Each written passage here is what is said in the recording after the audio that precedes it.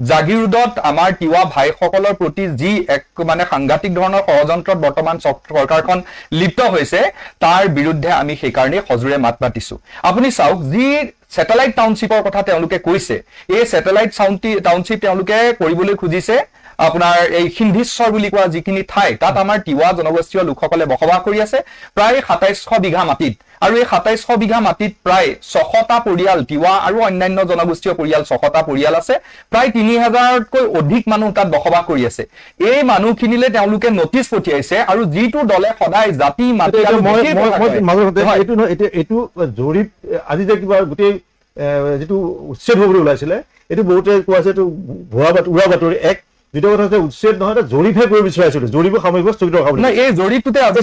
Technically কথাটো কি আছে হয় আজি আপোনাৰ তেওঁলোকে তাৎক্ষণিকভাৱে বিশেষকে আমাৰ তিৱা জনগোষ্ঠীয় লোকসকলে আৰু আমি সকলোৱে যেতিয়া মাত মাতিলো একেশ্বৰে তেতিয়া তেওঁলোকে আজি এখন জাননী তাৎক্ষণিকভাৱে উলিয়ালে যিখন অনামিকা তেওৱাৰী তেখেত আপোনাৰ মৰিগাঁও জিলা আয়ুক্ত তেখেতে তাত স্পষ্টকৈ কৈছে যে প্ৰশাসনৰ তৰফৰ পৰা পুনৰ সংস্থাপন আৰু পুনৰ্বাসন RNR ৰিএষ্টাব্লিশমেন্টৰ যিটো প্ৰস্তাৱ প্ৰস্তুত কৰাৰ বাবে চলাই থকা যি জৰীপ কাৰ্যসূচী তাৎক্ষণিকভাৱে বাতিল কৰিছে বুলি কৈছে ইয়াতে কোৱা হৈছে যে ইয়াৰ দ্বাৰা সমূহ ৰাইজক অৱগত কৰা হ'ল যে জাগিৰোডৰ সিন্ধিশ্বৰ নলধৰা গাঁৱত প্ৰস্তাৱিত স্যাটেলাইট টাউনশ্বিপ স্থাপন সন্দৰ্ভত বিভিন্ন সংগঠনৰ পৰা লাভ কৰা আপত্তিৰ প্ৰতি লক্ষ্য ৰাখি প্ৰশাসনৰ তৰফৰ পৰা পুনৰ সংস্থাপন আৰু পুনৰ উদ্ধাৰ প্ৰস্তাৱ প্ৰস্তুত কৰাৰ বাবে চলাই থকা জৰীপ কাৰ্যসূচী তাৎক্ষণিকভাৱে কাৰ্যকৰী হোৱাকৈ বাতিল কৰা হৈছে কিন্তু ইয়াত কোৱা নাই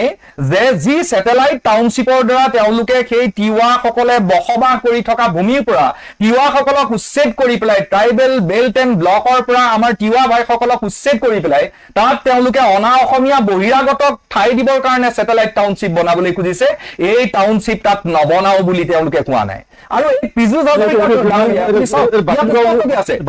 ইয়াত জৰীপ বাতিল কৰা হৈছে বুলি কৈছে যে জৰীপ তেওঁলোকে বাতিল কৰিছে অৰ্থাৎ যেতিয়াই তেওঁলোকে ভাবিব যে তাত স্যাটেলাইট টাউনশ্বিপ লাগে তেতিয়া তেওঁলোকে পুনৰাই এই জৰীপ কৰি পেলাই আমাৰ তাত থকা যিসকল তিৱা ভাই তেওঁলোকে উচ্ছেদ কৰিব চাওক যোৱা 12 তাৰিখে তেওঁলোকে 12 তাৰিখে আপোনাৰ শপত গ্ৰহণ কৰিছে শপত গ্ৰহণ কৰি 13 তাৰিখে তেওঁলোকে আমাৰ জাতি মাটি ভেটিৰ কথা কোৱা চৰকাৰখনে আমাৰ তিৱা ভাইসকলক উচ্ছেদ কৰাত লাগি গৈছে ইয়াত আন এটা আপোনাৰ জিলা আয়ুক্তৰ কাৰ্যালয় মৰিগাঁৱৰ পৰা দিছে প্ৰতি সভাপতি সম্পাদক সদৌ তিৱা ছাত্ৰ সন্থাৰ প্ৰতি দিছে বিষয় জাগিৰোডৰ সমীপৱৰ্তী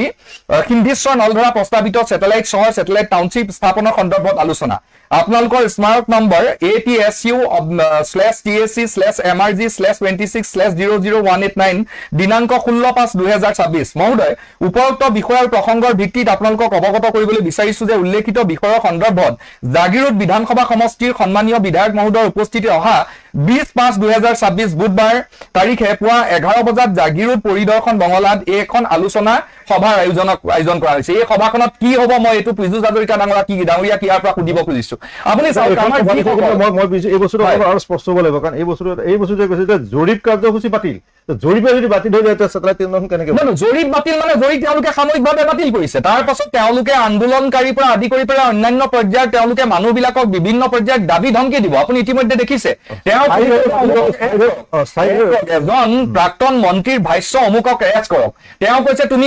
কঠিয়াতলিৰ পৰা কিয় আহিছা তুমি কাৰ্বি আংলঙৰ পৰা কিয় আহিছা মই পিজু হাজৰিকাক সুধিছো আপোনাৰ কথা আছিল যদি আপুনি ৰহাৰ পৰা পুনৰ নিৰ্বাচন নেখেলি কিয় পলায়ন কৰি পেলাই আপুনি জাগিৰোডলৈ আহিল জাগিৰোডৰ মানুহে তেওঁক ৭১,০০০ তিৱা ভাইয়ে আচলতে তেওঁক প্ৰশ্ন কৰিব লাগিছিল যে আপুনি পলাই আহি ৰহাৰ পৰা আহি পেলাই কিয় ৰাইজৰ ঘৰত আহি আপুনি জাগিৰোডত আহি পেলাই আপুনি নিৰ্বাচন মই ক'বই লাগিব যে এই মানুহজনৰ যিটো ব্যৱহাৰ তেওঁ ভাবিছে যে নজৰুল মই ঠেং ভাঙি দিম বুলি কৈছিল নজৰুলে ভয় খাইছিল তুলসীয়ে ভয় খাইছিল কিন্তু আমাৰ তিৱা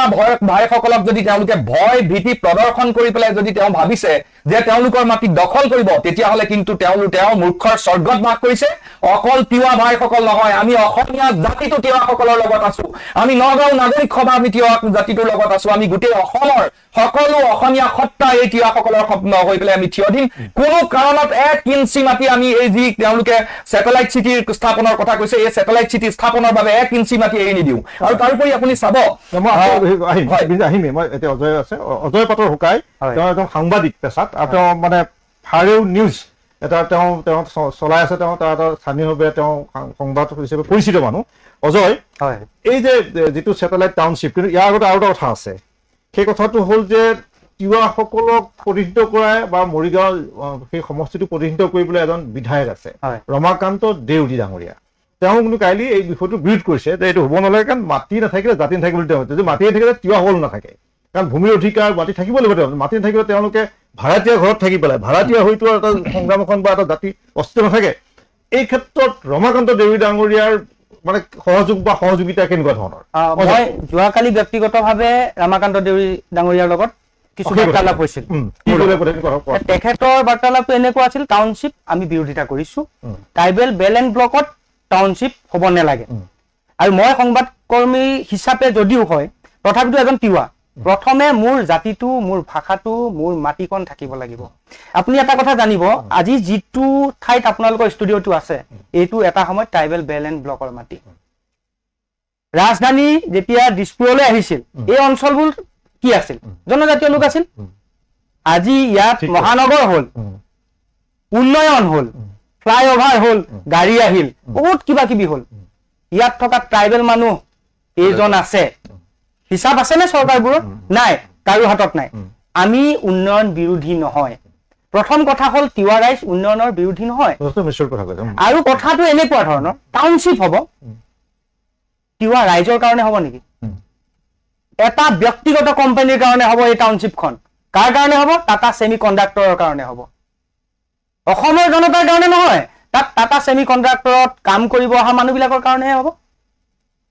আমাৰ তিৱা মানুহে অকল তিৱা বুলি নহয় জনজাতীয় মানুহসকল প্ৰাকৃতিক লগত এটা সম্পৰ্ক বিৰাজমান কৰি থকা এটা জাতি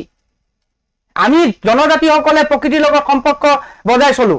যাৰ কাৰণে আপুনি চাব পাহাৰৰ দাঁতি কাষৰীয়া অঞ্চলবিলাকতে আমি বসবাস কৰোঁ প্ৰায় সংখ্যক জনজাতীয় লোক এই প্ৰকৃতিৰ লগত এটা সম্পৰ্ক মিলাই চলে নদীৰ কাষত বসবাস কৰে এনেকুৱা ধৰণৰ আমাৰ চৰিত্ৰ আছে আমি মহানগৰ নগৰ টাউন এইবোৰ আমি বেয়া পাওঁ আমি চৰকাৰক আহ্বান কৰো আপোনালোকে গাঁওখনকে এখন উন্নত মানৰ গাঁৱলৈ পৰ্যবেক্ষিত কিয় নকৰে আদৰ্শ গাঁও কিয় নকৰে আপোনালোকে যদি ট্ৰাইবেল মানুহবিলাক তিৱাবিলাকক স্বাৱলম্বী কৰিবলৈ মন আছে এটা সুস্থ পৰিৱেশ দিবলৈ মন আছে গাঁওখন ভিলেজ টুৰিজিমৰ ব্যৱস্থা কৰক আমাৰতো দেখুৱাবলৈ বহুত আছে আমি কালচাৰেলি ৰিচ এটা জাতি আপুনি চাব এতিয়া যিটো স্থানত জৰীপ চলিছে সিংহৰ মইতো ব্যক্তিগতভাৱে প্ৰত্যেকটো বিহুতে যাওঁ তাত তেওঁলোকে নিমন্ত্ৰণ দিয়ে তেওঁলোকৰ পৰম্পৰাটো চাব ভেলাঘৰৰ পৰা আৰম্ভ কৰি তিৱা পৰম্পৰাৰে তিৱা ৰজাৰ বিহু পালন কৰে গোভাৰ বিহু পালন কৰে তেওঁলোকে প্ৰমোদ চাগা মোৰ বন্ধু আমি একেলগে যাওঁ তালৈ এই যে কালচাৰটো আপুনি চাব গাঁওখন উচ্ছেদ হ'ল মাটিখিনি হেৰুৱালে মাটি হেৰুৱাৰ লগে লগে মানুহখিনি চেডেলি বেডেলি হ'ল ভাষাটো হেৰুৱাব সংস্কৃতি হেৰুৱাব নিজৰ পৰম্পৰা হেৰুৱাব নিজৰ ৰীতি নীতি হেৰুৱাব তাৰ কাৰণে কোনে জবাবদিহি হ'ব আজিৰ তাৰিখত তিৱাসকল যে ইমান পিছ পৰি ৰ'ল আপুনি এটা দুখৰ কথা চাব মধ্য অসমত জনজাতীয় সকলৰ কাৰণে এটা সমষ্টি ৰিজাৰ্ভেশ্যন নাই তিৱা ছাত্ৰ সন্থাই এটা ৰিজাৰ্ভেশ্যন বিচাৰি আছিল চিট যিকোনো এটা চিটত লাগে আমাক এটাই বিচাৰিছিল কোনটো সমষ্টি তুমি আজি ষ্টুডিঅ'ত যে কোনটো সমষ্টি হ'লে ভাল আমিতো এতিয়া এটা নহ'ব এতিয়াতো এটা নহ'ব জাগিৰোড আৰু মৰিগাঁও প্ৰয়োজন হ'লে লাহৰীঘাট সমষ্টিটো আমাক ৰিজাৰ্ভেশ্যন লাগিব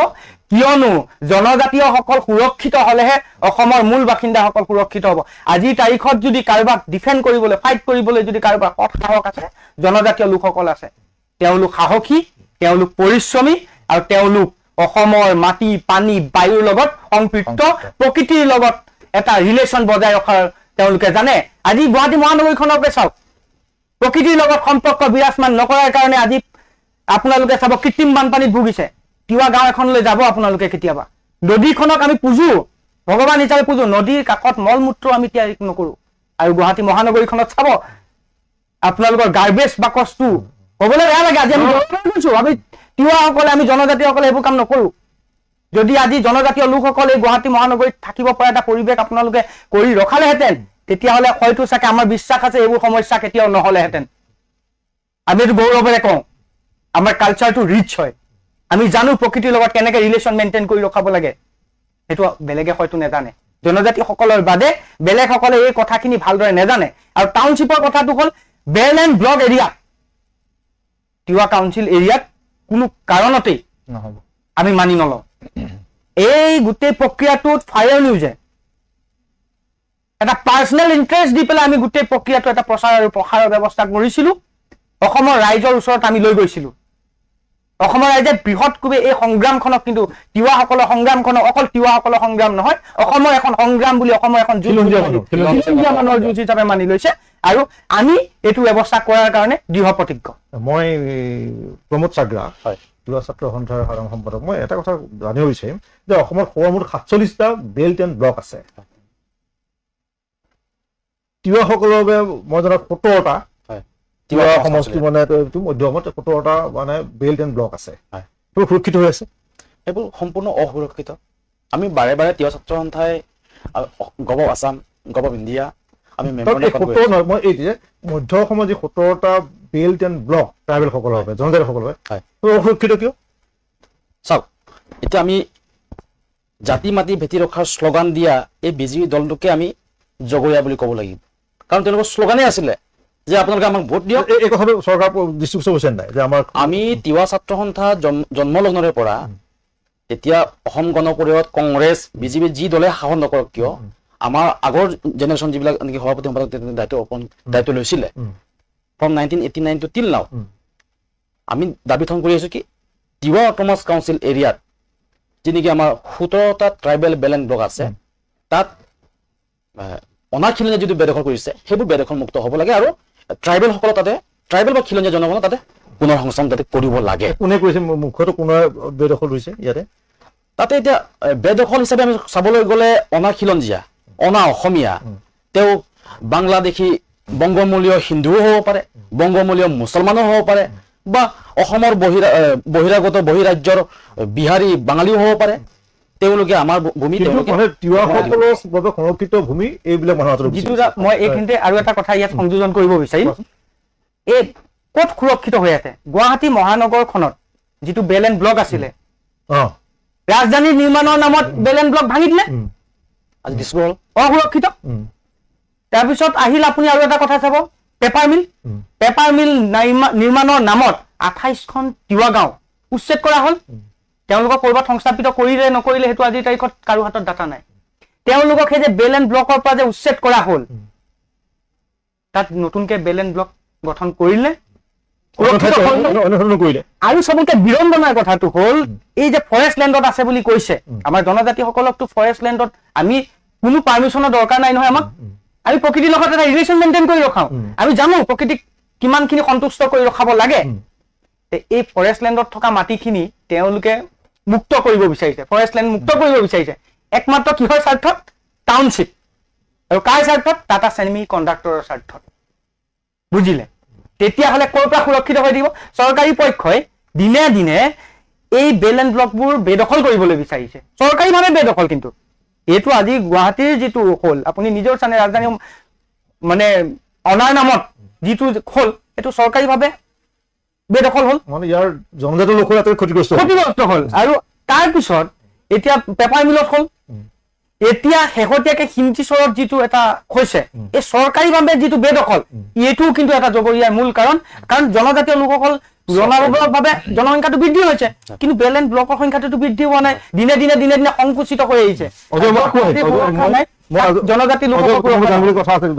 যথেষ্ট তুমি ইনফৰ্মেটিভ কথা কৈছা। মই এই অজয় কিবা কি কয়, প্ৰমোদ কিবা ক'ব বিচাৰিছিলে।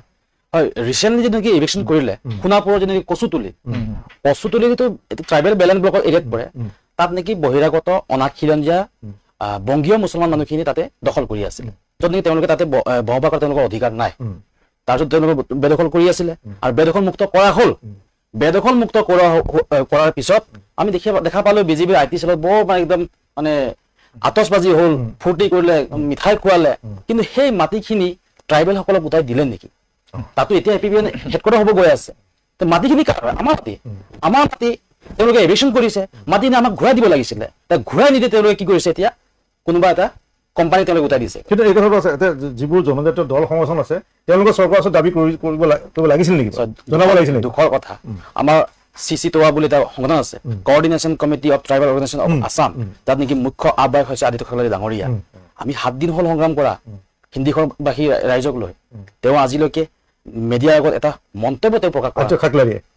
ডাঙৰীয়া। মই এই মঞ্চৰ পৰা মই আদিত্য খাকলাৰী ডাঙৰীয়াক অনুৰোধ কৰিম যে মধ্য অসমত তিৱাসকলে ভয় খাইছে, তেওঁলোকে উচ্ছেদ কৰি পেলাই ছেটেলাইট টাউনশ্বিপ নিৰ্মাণৰ নামত যিটো গুৱাহাটীক লৈ যিটো হ'ল, একেটা ভুলেই যেতিয়া অজয়ে কৈছে, প্ৰমোদে কৈছে, ব্ৰিন্সিয়ে কৈছে, একেটা ভুলেই মধ্য অসমৰ তিৱাসকলৰ ক্ষেত্ৰত হ'বলৈ গৈ আছে নেকি? তেওঁলোকক চেডেলি ভেলি কিবা এই কথাবিলাকত যাতে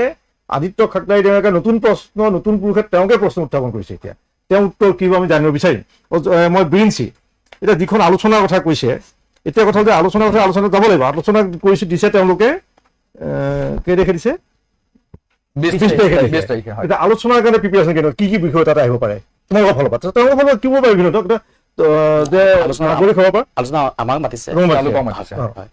আলোচনাৰ বিষয়টো সম্পূৰ্ণৰূপে ছাত্ৰ সন্থাৰ পৰা আদি কৰি যিসকলে নেতৃত্ব বহন কৰিছে তেওঁলোকৰ লগত হ'ব। কিন্তু এইখিনিতে আমি এটা কথা চাবই লাগিব, এই কথাটো উত্থাপিত হৈছে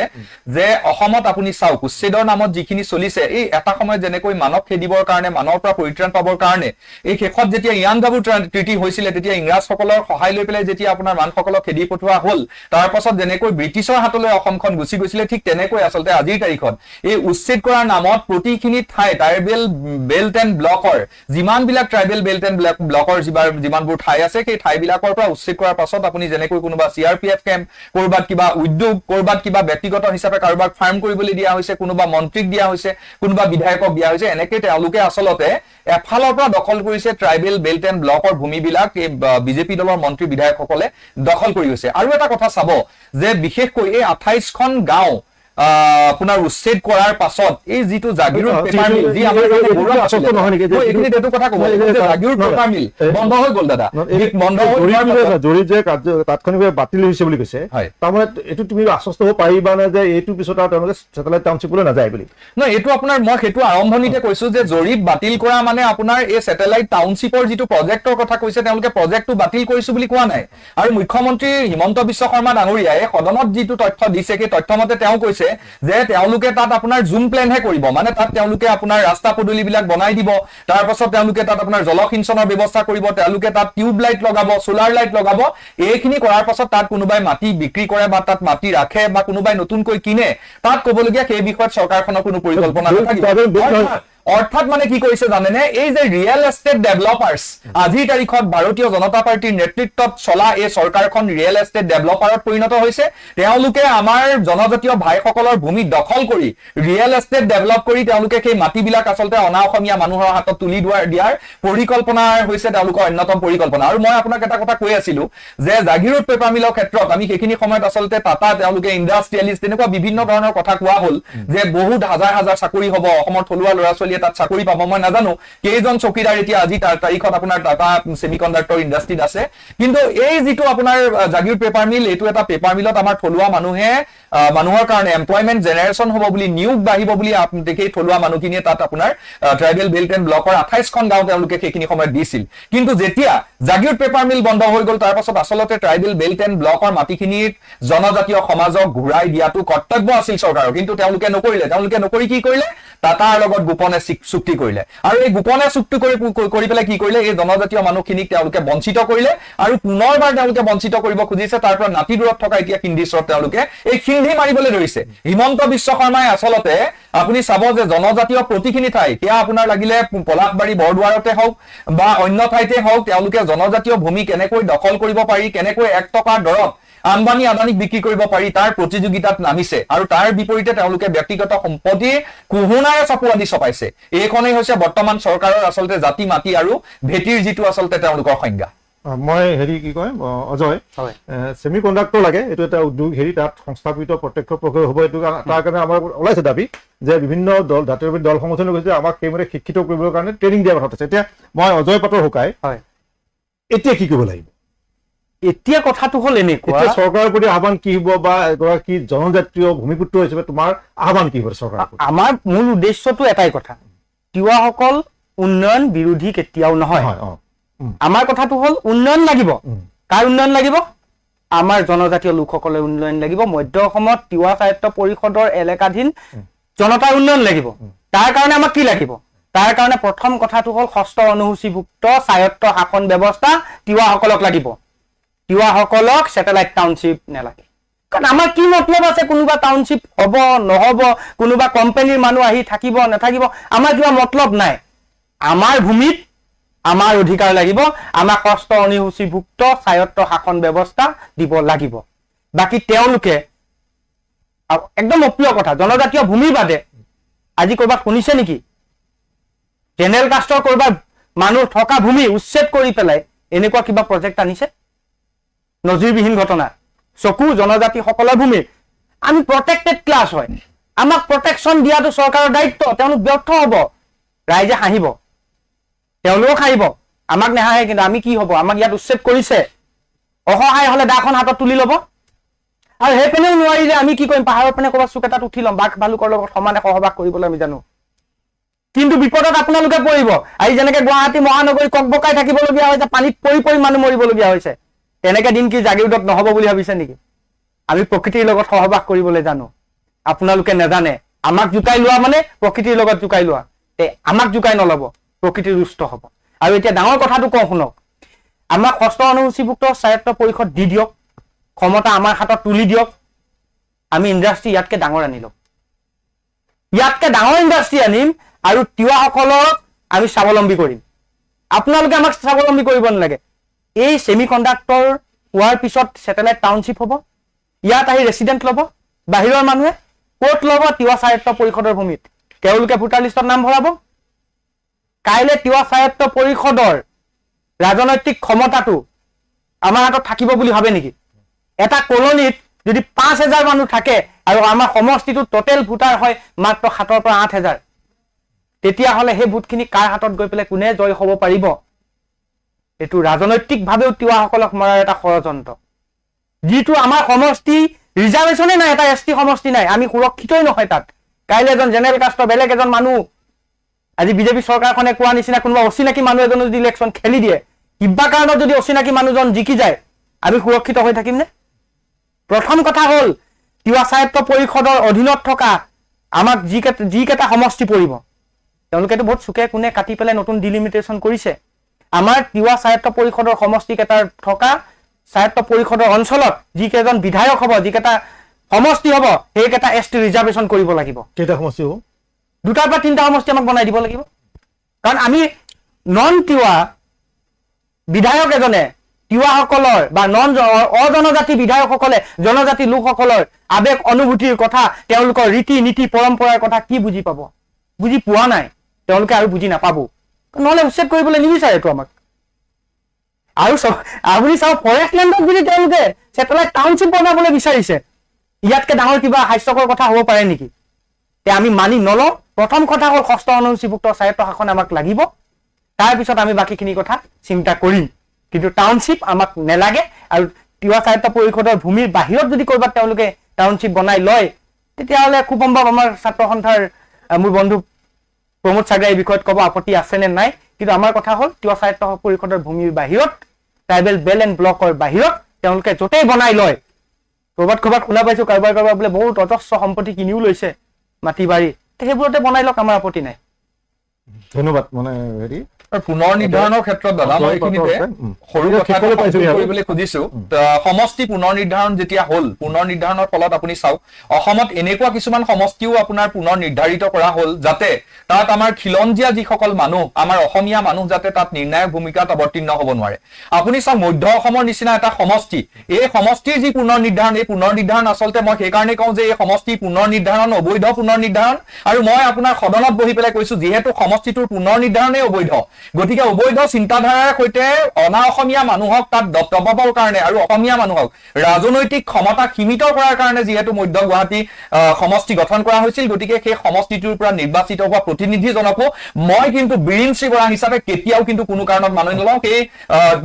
ব্যক্তিজনক মই অবৈধ বুলি ক'ম তাৰ লগতে মই এটা কথা কওঁ যদি এই চৰকাৰখনে আপোনাৰ জাতি মাটি ভেটিৰ কথা অনবৰত আপোনাৰ মুখত আওৰাই থাকে সেই চৰকাৰখনে যদি অশোক সিংহলৰ নিচিনা এজন মানুহৰ নেতৃত্বত যদি সমষ্টি পুনৰ নিৰ্ধাৰণ কৰি বিজয় গুপ্তাৰ দৰে এজন মানুহৰ যদি ৰাজনৈতিক পথ প্ৰশস্ত কৰিব পাৰে দিছপুৰ যাত্ৰা প্ৰশস্ত কৰিব পাৰে তেতিয়াহ'লে তেওঁলোকে আমাৰ তিৱাসকলৰ কাৰণে তেনেকুৱা এটা সমষ্টি কিয় নবনালে যিটো সমষ্টিত আমাৰ এজন তিৱা মানুহ যদি নহয় তিৱা মানুহ এজন হ'লেও জিকিব তেনেকুৱা এটা সমষ্টি তেওঁলোকে কিয় নবনালে